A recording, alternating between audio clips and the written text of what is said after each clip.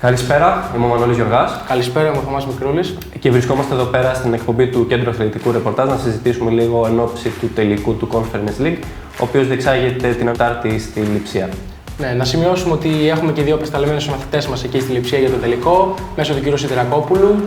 Θα έχουμε πλάνα, θα έχουμε βιντεάκια, ρεπορτάζ για όλα τα γεγονότα του τελικού. Ακριβώς έτσι είναι.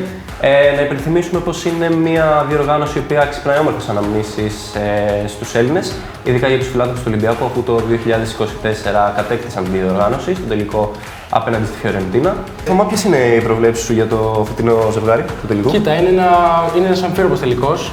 Θα είναι σίγουρα ωραίο το παιχνίδι. Πιστεύω ότι έχει ένα προβάδισμα η Palace, η Crystal Palace. Και η Ράγιο τώρα μετά την πρόκριση απέναντι στην ΑΕΚ έχει δείξει χαρακτήρα και από την πρόκριση από το Στρασβούργο στο τελικό.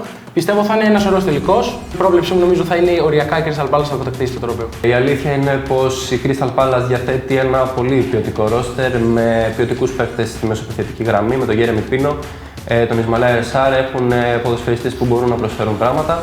Εξίσου όμως έχει και η Ράγιο Βαγεκάνο, η οποία με τον Ίζη Παλαθών έχει προσφέρει πάρα πολλά πράγματα και άλλοι ποδοσφαιριστές. Αναμένουν ένα πολύ ωραίο τελικό. Εμένα η πρόβλεψή μου θεωρώ πως η Crystal Palace θα κατακτήσει τη διοργάνωση και θα κατακτήσει το πρώτο της ευρωπαϊκό τρόπο. Μείνετε συντονισμένοι γιατί θα έχουμε πολύ ρεπορτάζ, βιντεάκια, θα έχουμε πλάνα, και πλάνα από τους συμμαθητές μας που θα έχουν την ευκαιρία να ζήσουν αυτή την αξέχαστη εμπειρία.